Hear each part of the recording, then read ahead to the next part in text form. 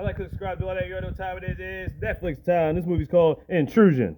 The thriller movie just came out, hour and a half long. Spoiler alert, let's just get it. So right out the back, we got this couple named Meera and Henry. They've been married for 12 years. They finally started living together for a whole year last year. They got this brand new place out here. And they go to dinner for some reason they leave their phones at the house. Fuck is that shit about? When they get back from dinner, they find out that somebody broke into their house, trashed the place and everything. But they found out that they didn't even take anything. It was just like, what the fuck? So anyway, she goes there to work the next day like nothing happened. I guess she's a therapist or something. While that's going on, the sheriff come by to talk to Henry and come to find out they did take some things. They took their cell phones and a laptop. The cop's trying to find out if Henry has any enemies. Because before he lived out in the middle of nowhere, he used to live in Boston. He tells him he thought he was safe here. He didn't think he had any enemies anywhere. Cop's like, look man, I'm just trying to cover all my bases. So apparently Meera's been stressing out about the whole break-in, but that's only half her stress. While she was in the shower at one point in time, she was feeling a lump under her side. She thought the cancer that she had came back. But luckily for her, it's in remission. Meanwhile, Henry thought it was a good idea to get a security system. I'm like, yeah. Meera comes home and notices the security alarms and all this other stuff, especially the lights. And she's surprised Henry fixed up everything spick and span. Then Henry finds this envelope that she had in her backpack. And it was basically paper saying that she went to the doctor to check to see if her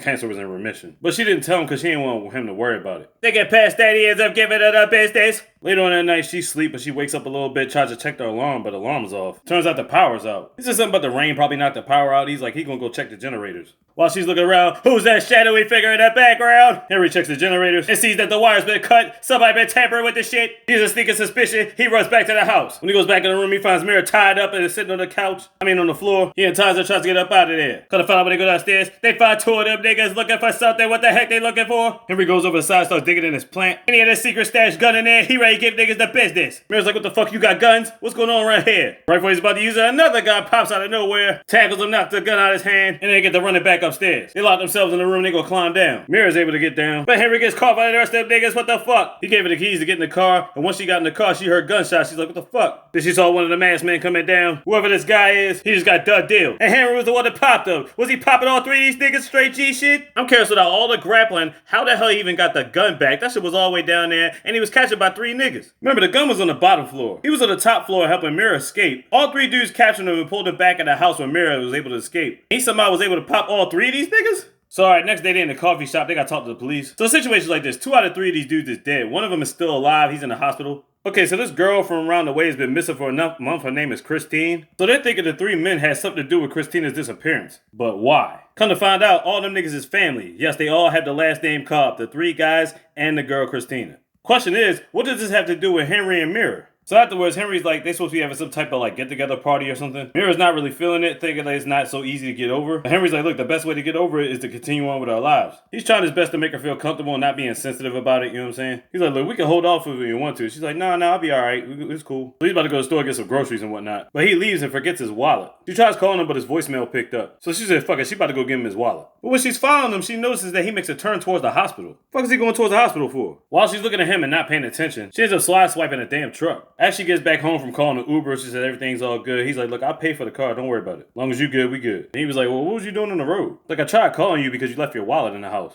Then I figured I'd just come and give it to you. Then she's leaving work the next day. She talks to one of her managers or co-managers. And she told her that she got an invitation that the house party was canceled or something. So she asked Henry, did he cancel the party? And he was like, seems to be adding stress to your life. I didn't want to do that. Then the cop comes up to her and asks her about the accident. He's like, yeah, you alright? Thinking to yourself, how do you know about the accident? He's like, hey, it's a small town. You know what I'm saying? Word gets around. Then he tells Meera the 3rd guy that burglarized the house that was in the hospital, he ended up dying that same Sunday night. The same Sunday night that Henry went out to go get the groceries. More reason to question why the fuck he was going to the hospital instead of just going down to the grocery spot. So because she has Henry's car, she's going through his GPS, checking his locations. And she looks up a spot called Eagles Point. So she goes down there, it's like some back alley street. She goes past to see this one guy staring at her. At the same time hearing noises coming out of his shed. So we find out Eagles Point is where the Cobb's residence is at. She breaks into the car, ends up finding a house key. And after snooping around the house, she finds some open mail that came from Hip Architecture. Now, why is that important? Because that's her husband's company. So she uses that same key to dig through the mailbox and finds a package. Inside that package is a video camera. She ends up getting caught by this guy. He's like, hey, what the hell are you doing? This guy takes the package and asks her, like, have you been videotaping him? So just to be sure, he smashes the video camera.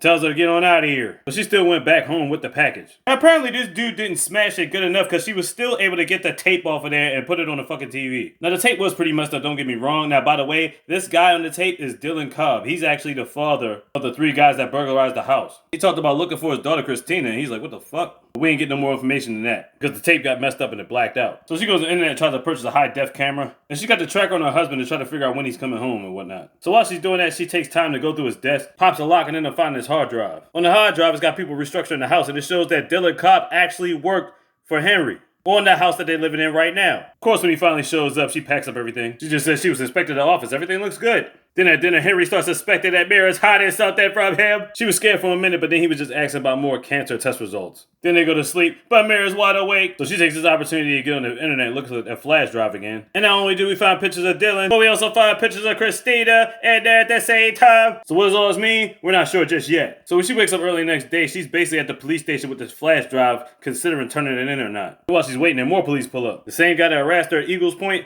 turns out they pulled him in for something. I'm not really sure what. After she seen him get arrested, she's like, man, fuck this shit. I'm up out of here. So she comes back home and confronts her husband like, look, I learned about everything on the laptop. Like, what's going on? So he breaks down and confesses like, yeah, back at Boston, like, yeah, we got money now, but we ain't had money like that back then. He's like, look, I owe some people some money for helping us build this house to begin with. And he said after a while, he just stopped paying them for the work. But I'm thinking to myself, they've been living there for at least a year now, so like, why would they start breaking in now? I guess you could slide with that not paying them shit, but the thing is, now you got dough, so it's like, why would you stop paying them? After that explanation, she takes it for what it is. And I guess she thought that guy at Eagles Point was the one that kidnapped Christina, so that made her feel a little bit better, but then I'm like, what proof did they have of that? So everything's all good at this point. They end up having a party at the house. So they invite all these people, they jamming, having a good time. But while she's cleaning up in the family room, the news comes on. Turns out the guy they arrested had a bunch of dogs locked in his shed. He was having dog fights and one of them ended up dying. He also was a person of interest in the disappearance of Christina, but they found out that she's still missing. So yeah, Christina's still missing out there in these streets, and now she having second thoughts once again. But why is she having these thoughts? Turns out she got a package at work. I think it was a better video camera or something. So she goes in the car to listen to it, and she gets the full clear message of what Dylan Cobb was trying to say. Now in the video, he's actually trying to find his daughter. He talks about how he helped build the house. He talks about how Christina came over one day and he saw the way Henry was looking at her. I'm like, the fuck does that mean? He said the next day, all of a sudden, she came up missing. So I was like, whoa, what the fuck? He said he took his dog Herschel over there one day in one spot at the house, and the dog started barking like crazy. I'm like, oh shit. Apparently to Dylan, Henry's got a lot of evidence in the office than we think, right? So she goes straight back to the office, starts digging through files, blueprints. While he's entertaining the guests, I guess he sees the light on in the office. She's looking at blueprints, trying to figure out something. And the connection's got plugs, but there's one spot that doesn't. It doesn't even have a cable outlet or nothing in it. So it's like, what the fuck is that for? Turns out she pulled it off. It's actually a button. She pushes a button and this back room opens up. She goes through it, it's like a secret door leading to this dark stairway. Turns on one light, see all these boxes and equipment. When she turns on another light, holy shit, who was that tied up in a chair, yo? Oh shit, it's fucking Christina, yo. And of course, Henry shows up. You know she about to try to call the police. Henry like, fuck all that. And then he ties her up. He tells all his guests to go home, get the fuck out of here. Give him some fake ass excuse, talk about Meera's not feeling well, all that good shit. Then he goes back to chilling. I don't know how she got free. Maybe she was chewing on the ropes or something. I don't know. She gets Christina free and I'm like, alright, y'all need to get the fuck out of here. He goes back downstairs to check on them. But ain't nobody there. Their niggas is gone. They handle their stuff. They about to hurry up, get up out of there. The funny thing is they get out before he does. Slam his hand in the goddamn door. After he's gripping his hand, they don't even bother to lock him inside. I'm like, you, what the fuck? Instead, they trying to get out the house. Which obviously Henry got the emergency locks for. That's why he got the security system. And now he's basically stalking him at this point. Somehow he ends up bashing Meera's head on the table. And he's dragging Christina down, right back down to the spot. But as he's taking her there, Meera's starting to come too. She getting back up. He gets Christina back downstairs, and right he's about to beat her with a metal bat. Meera comes and smacks him in the back of his head with something. Head split wide open. Oh, she hit him with the metal clock that he got her for her anniversary one time. Man, that must be a heavy-ass clock. He falls back into the chair. He's all furred. So she gets the girl, gets the hell up out of there. And I'm thinking to myself, if you don't know he's fully dead or not, why would you not lock him in that fucking basement when you leave out the door? What are you doing? Now, to let you know at that point, he was dead. But still. So I guess after a little bit of time, she ends up selling the house, packing up stuff, and gets the fuck up out of there. Now, I was thinking to myself, just because you have a better quality video camera doesn't mean that you're going to get better footage off of the damn tape. You got classic stupidity by not locking him in the fucking basement the first time you got away. And then we could concur he ended up killing the third dude when he went to the hospital, so there you go. Oh no, I liked it for what it was, it just left a couple questions. Intrusion on Netflix. Check it out, like, subscribe, do all that, you know, time of this, look easy, all the easy best. Big, you got that slogan.